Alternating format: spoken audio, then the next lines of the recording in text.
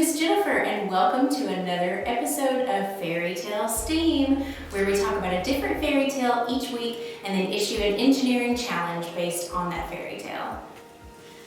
This week's fairy tale is one of my favorites, the tale of Rapunzel.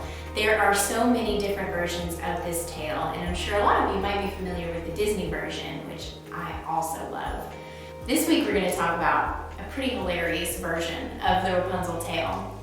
Usually in the Rapunzel stories, there's some reason why the evil sorceress has locked Rapunzel away in the tower.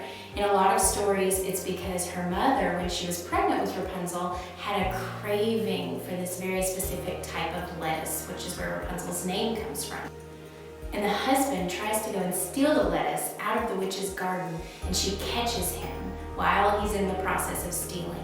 And so she demands that when the child is born, she gets to take the child. In Disney's version, Mother Gothel steals Rapunzel away from her parents because she has the magical healing powers of the flower that saved her life when she was a baby.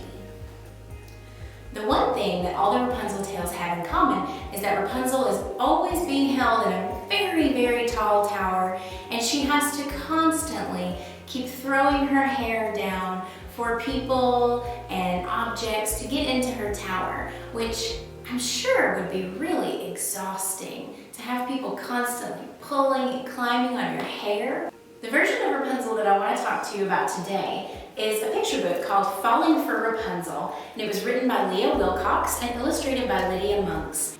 In this version, Rapunzel doesn't hear so well, and so every time that the prince tries to ask her to let down her hair, she keeps hearing other things. So for instance, instead of hair, she thinks he says underwear, and instead of just your silky tresses, she thinks he says silky dresses and throws all of her dresses down at him, which is quite frustrating for the prince. If you're curious if Rapunzel ever hears the prince correctly and lets down her hair, you'll have to check this one out to see. I will tell you that it ends up pretty happily for everyone involved, even though there's a lot of frustration along the way. My challenge for you this week is to design something that would help Rapunzel get people and objects up and down out of her tower so that she doesn't have to keep letting her hair down and letting people stomp all over it and climb and pull. I mean, can you imagine? How awful would that be? So your challenge this week is to make Rapunzel's life a little bit easier. Now first, you're going to need something to pose as your tower.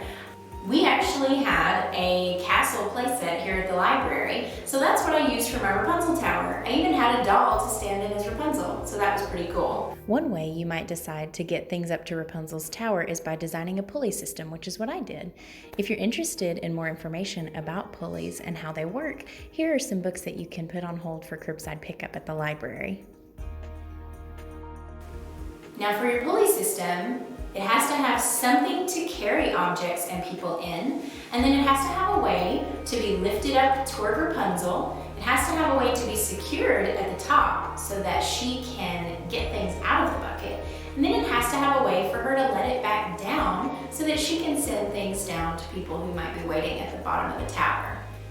I used a small paper cup and some rope and a paper clip and my old faithful friend masking tape for my pulley system, but you can use whatever you have at home, whatever will work for you. Now families, if you're wondering what are some things that I can do to help my child learn during this process, I want to share with you some questions that you can ask that will get them thinking about what they're doing.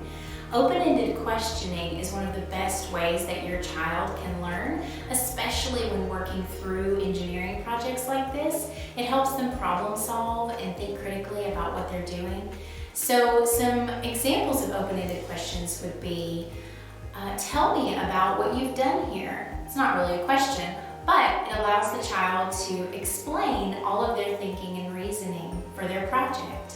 You could also say, if your child comes up against an obstacle, something like, oh, well, why do you think it's not working? Or what could we change or do differently that might make it work?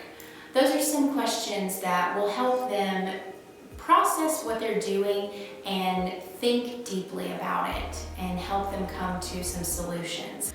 I'll provide a slide with some examples of some more open-ended questions that you can ask your child during this process.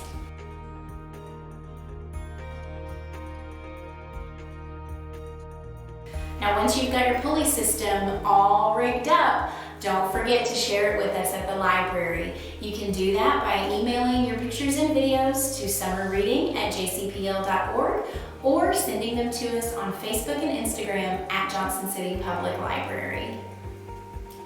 We only have one more challenge to go next week. I can't believe this summer is almost over. But for now, it's full steam ahead on this week's challenge. See you next time.